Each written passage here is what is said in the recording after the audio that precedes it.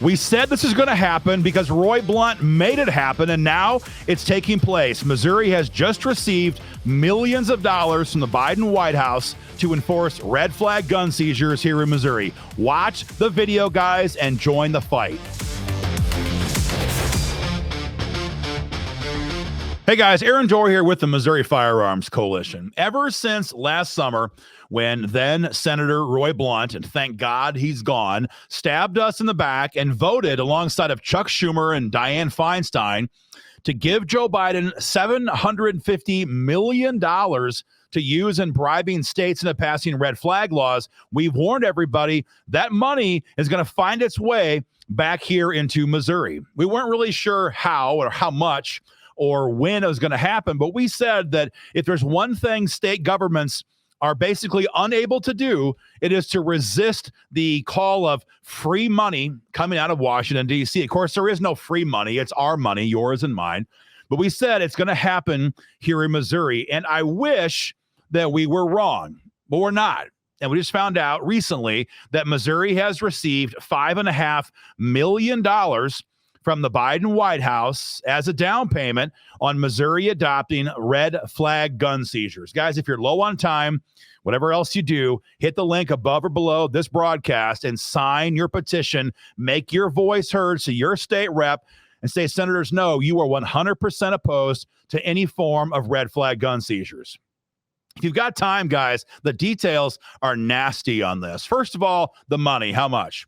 The exact dollar amount that Missouri received was $5,459,025 of your money, of my money, from Joe Biden through the Burn State Crisis Intervention Program. You can Google it yourself, look it up for yourself. Burn, B-Y-R-N-E, State Crisis Intervention Program. And Biden's goal in this is very, very simple. He wants to get Missouri hooked on this government funding program because he knows that once they get used to that government cash, they want more and more and more. And while Biden gave them $5.5 million this time, that's chump change.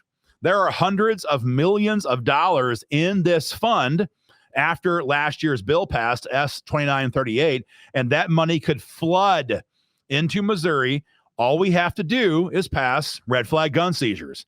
And everyone here knows what a war it's been over red flags on the floor, in the House and Senate all last session and the session before that.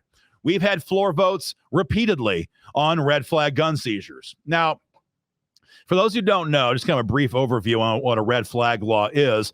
If someone doesn't like you, maybe it's an ex-spouse, maybe it's a bitter neighbor, maybe it's your aunt who just hasn't seen you in 20 years. She lives in California. She hates your politics. They can call you in and they can say, I think that my ex, my nephew, my neighbor, whatever, I think he's dangerous.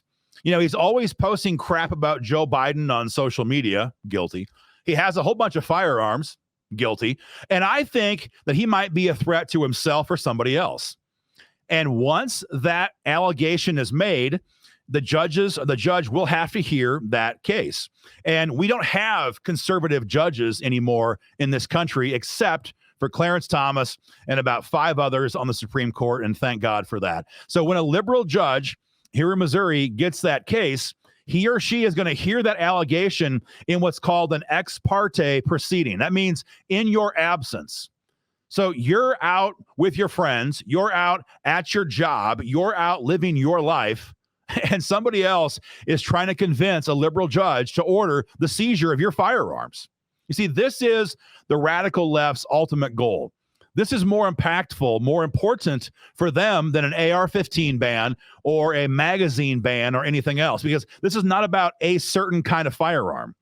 These seizure orders order the confiscation of all of our firearms and every round of ammo that we have in our possession. And here's the best part for them: without having to worry about an arrest, a charge, an indictment, and especially a conviction in a court of law.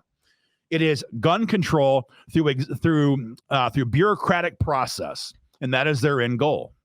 Now, right now here in Missouri, we have in the Senate, we have at least 10 senators who would never vote for any form of red flag laws, no matter how much money Biden threw at them, no matter what happened. In the House, we've got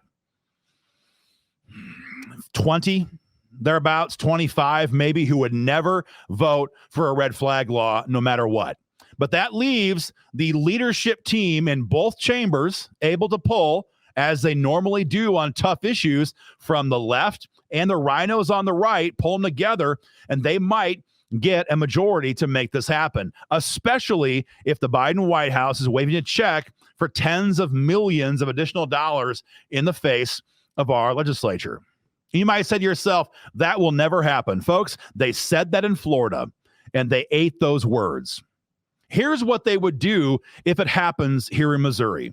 You see, they're not stupid. So the rhinos, Dean Plocker, the rest of those guys in the House, and a whole bunch more in the Senate, Caleb Rowden, they would say, okay, how can we do this and try to not appear to be gun grabbers? Well, they'd do it very simply. They would take the bill and they would say, you know, we've heard from gun owners and we've heard that this is bad. We don't want to have ex parte hearings. That's bad. So we're going to take the bad part out of this red flag law, and we're going to leave only the good stuff in there that remains.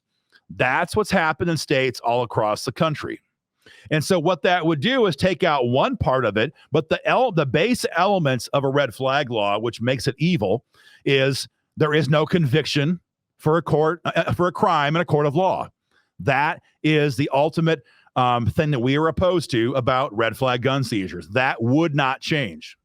But if they have their way, they could pass a better and improved form of red flag laws and try to sucker gun owners across the state into believing that, oh, we heard from you and we made things better. Folks, we cannot let this happen. You must hit the link below this broadcast and sign your petition so your state senator and your state rep knows that there's no version of red flag laws you'll support. And that if they support that, you will do anything in your power to oppose them in a primary election. You know, as we're sitting here worrying about red flags across the country right now, the standard is being changed over when someone can be disarmed. For example, recently in the Third Circuit Court of Appeals, they heard a landmark case where a guy who had a non-violent felony conviction for welfare fraud had his rights restored. The court said that after the Bruin decision from last year, the only standard that remains for gun owners to be disarmed is violent felony convictions. Violent felony convictions. And they said because this guy was a felon, but it was a non-violent welfare fraud case, he gets his rights back. And we agree with this standard. But what we're talking about with the red flag law isn't a felony conviction. It isn't a misdemeanor conviction. It's no conviction. A Missourian with no criminal history, convicted of nothing, could be disarmed based on the say-so of a person who hates his guts over his political beliefs, religious beliefs, or anything else. You guys, you must hold the line, hit the link, make your voice heard, tell the lawmakers here in Jefferson they better vote no on red flags or you'll find somebody who will. Thanks a lot, guys. Join the fight today when you're done at joinmofc.com, and we'll keep fighting for you. Take care.